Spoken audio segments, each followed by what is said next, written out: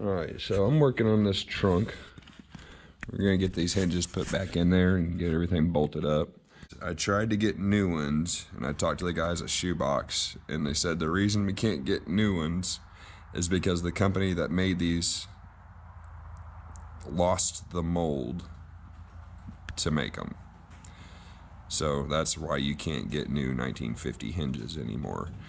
Now, I talked to them, I tried to get 49 and see if the 49s would fit on here, but they said that the angle is different on the hinge. Because like on this one, I don't know if you can see it or not, but there's a slope to it to fit the curve of the body. And the same with the part that goes on the trunk lid.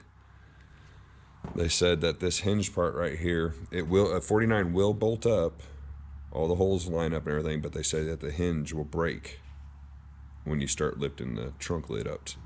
I don't know if it happens right away or after a few uses. So it's either take these and get them re-chromed, or that's it, or just use them the way they are. Hopefully they're not too bad a condition. The guy that I'm doing this for doesn't want to spend the money to go have these re-chromed, so I just use steel wool on it and put a couple of coats of clear coat on it, and we're going to make it work. He might decide later he wants to take them back off and go have them chromed. I don't know, but he's paying for this, so that's what I'm doing. So we're at the point where I'm putting it in and tightening down the bolts that hold them on. When I took these off of here, there was a like plumber's putty kind of material around the hole. I didn't have any of that, so I used the glass setting material that you use on the windows. And all I did, let me show you real quick. Cut a little strip about 1/4 inch wide, long enough to go around the whole hole. And this stuff is really flexible. It's like putty almost. And you can take it and start it. And you just want a little bit of a lip. As you go around there, you just want just a tiny lip catching on the top of this. And your hinge will, with the the new rubber gasket for your hinges, you won't even know that that's there. This will cover it up. And then when you clamp it down, tighten the bolts down, it should mash everything all together. Make a nice waterproof seal.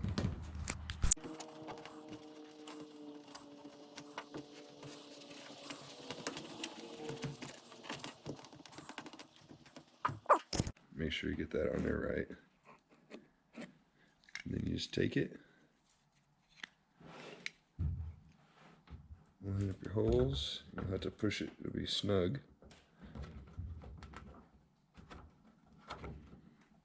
Just like that.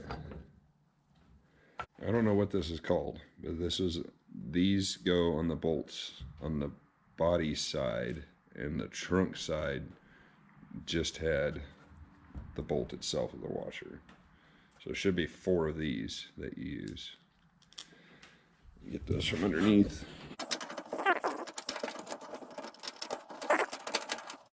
Alright, I just wanted to show you what this looked like before I got it all bolted up. That's the little piece of rubber, or the window setting material. It just is around where the bolt goes in. There's what it looks like after the cap is on there and the bolt. Here's the other side, already got it in. Alright. It all looks good to me, actually. What I can tell. I didn't tighten them as tight as they go, but I did tighten them up really snug. I don't want to bend anything or damage it.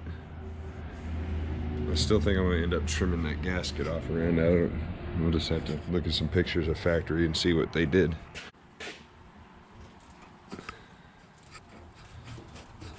See, that gasket kind of goes over the lip. That's what makes me think they need trimmed off. Decided to go ahead and work on getting these trunk lid shocks installed on this. This 50 is this mechanism here, but there was nothing that it just holds it up. There was nothing to help you lift the trunk lid.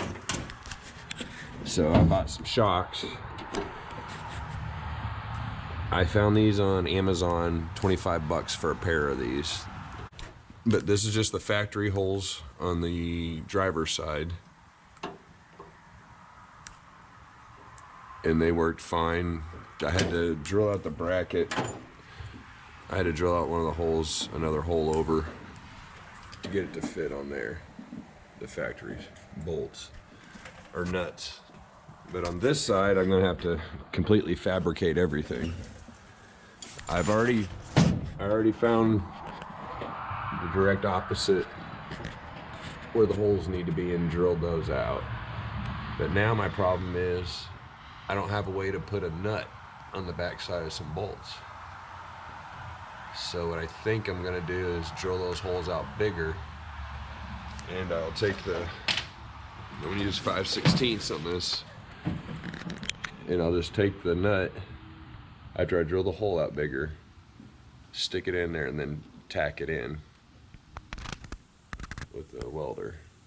I think that's gonna be my easiest, best way to do this, because I don't wanna cut any holes here, because that rib, I don't know if it hurt the structural integrity of the metal, because this is where I'm mounting the shock, and that's where the pressure will be when you push down on it to close the trunk lid. So I really don't want to cut any holes in that. So that's what I think I'm going to do. This is a piece of sheet metal that it's been folded over, flat triangle with a 1/4 inch fold on all three sides with a ridge down the center for stiffening the piece of metal up. Well, I didn't feel like doing all that work, so I took a piece of 1/4 inch flat plate and I cut it to the same shape as that, like that. I still got, of course, drill the hole, but that is pretty darn close. And take it over here. We're gonna mount it. I had to do some measuring and marking, get it in the right place and everything, and I'll get that welded in there. Okay, so I got the hole drilled in the mounting plate for down here in the corner, and then I got these holes drilled out. I went with a 1/2 inch bit at first, but a 1/2 inch wouldn't let the corners of the 5/16 nut go in there, so I ended up using my step down bit, and that's going to allow me to,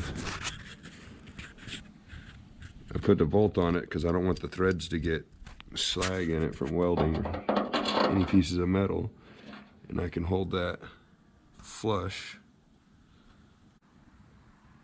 So let's get that welded in, get these nuts welded in. Alright, so I got those nuts welded in there. I might actually go around them again real quick because it looks like I got a couple of holes, but I just wanted to make sure it's still lined up. And I used the bracket that made the pressure point at the highest up the trunk lid as I could. Oh, that's gonna work good. Go in there.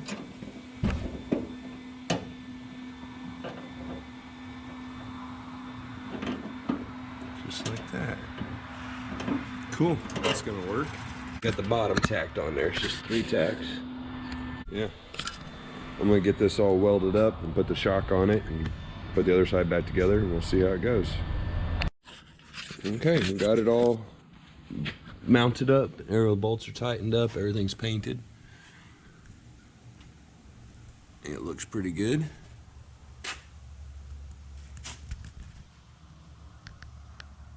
Now, with these shocks, well, I found a guy on YouTube that had done this to his car.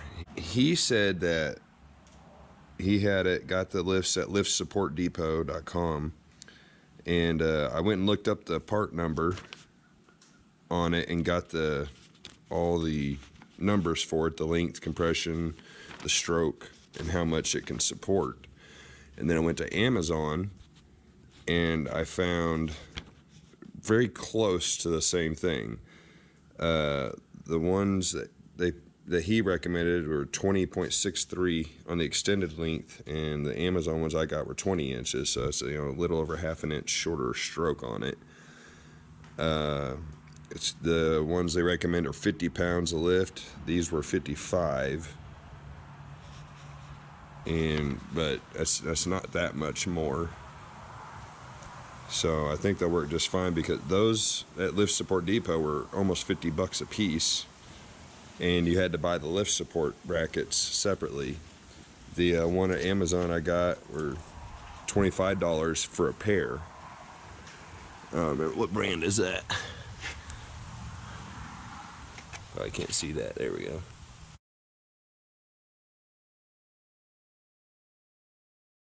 I think they work all right. They're a little stiffer than I would like. Now, just so you know, the factory support was 22, almost 23 inches. I'm gonna go 22 3/4 inches from that pin to that pin. And these are only 20 inch. And the reason is, when you go to close the trunk lid, if you had any longer shock than this, it wouldn't be able to compress and close up. As of right now, when you close it, there's just like an inch or so. I'll show you that here in a second.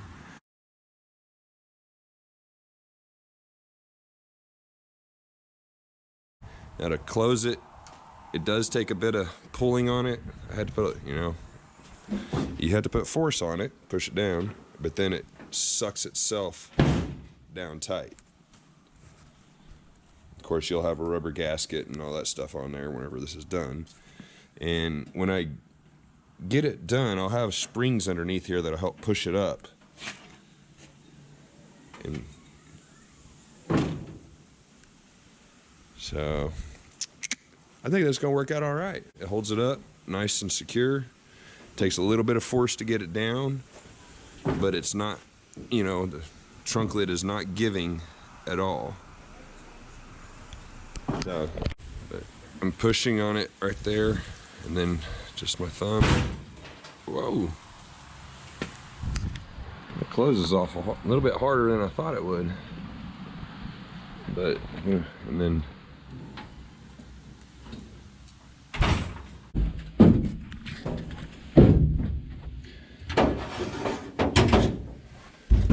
oh crap. There we go. Okay. So now you can see the shock when it's compressed. There's just 3/8 of an inch left on that stroke. That's it.